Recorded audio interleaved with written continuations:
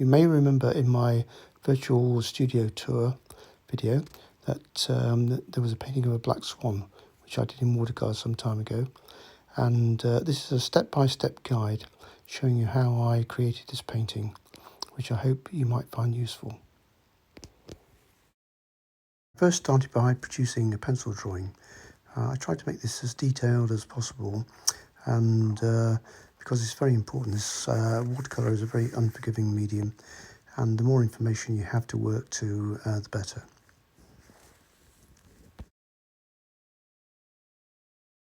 I then undercoated the body of the swan with neutral tint and the reflection of the swan in the water, and I started to add some colour to the background, giving some indication of the movement of the water using olive green and raw sienna.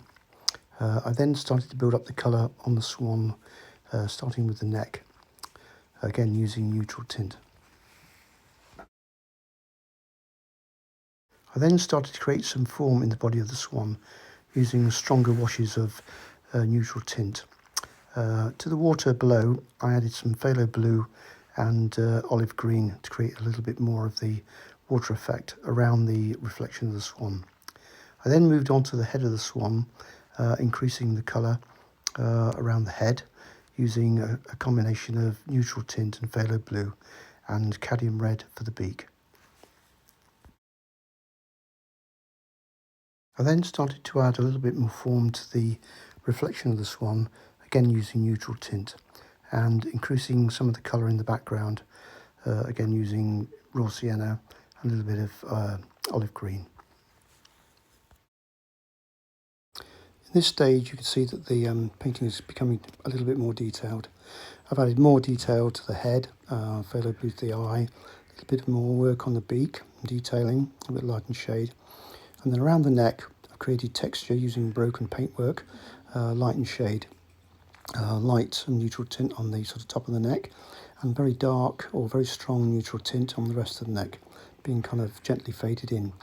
I've then carried on into the body with this and started to draw in the shape of the feathers, creating the body shape, and again using the light and shade to create this detailing.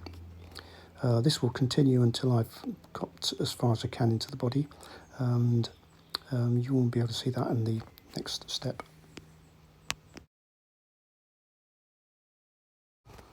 As you can see, I've done a little bit more detailing to the body, a little bit more light and shade, a little bit more shaping around the sort of bottom part of the swan and into the back of the tail.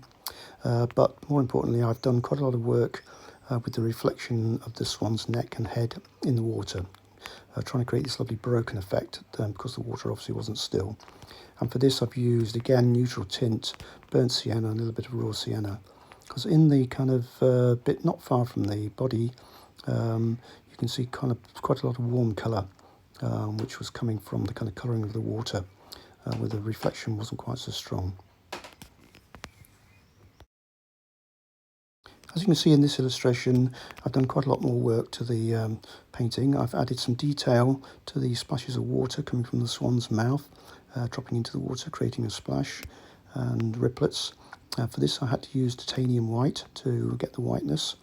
And I've also done quite a lot more work on the actual reflection of the body, adding a little bit more form, again using neutral tint, and increasing the colouring in the water around it. In conjunction with this, I've also done some work on the back leg, giving this kind of rolled skin, broken skin effect, which most ducks and chickens have, and also the foot of the duck actually underneath the water, sort of disappearing.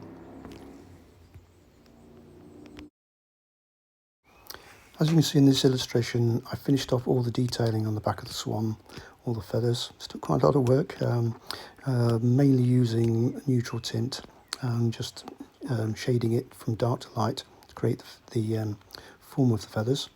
I've also increased the amount of colouring in the water, and I've added a little bit more detailing to the reflection, again giving it a little bit more form. So I'm now almost finished the painting. So the next stage will be to see the final picture and discuss that. As you will see in this final illustration of the painting, I've added quite a lot of blue to the picture, especially towards the bottom, Blue's quite important to create more of a watery effect.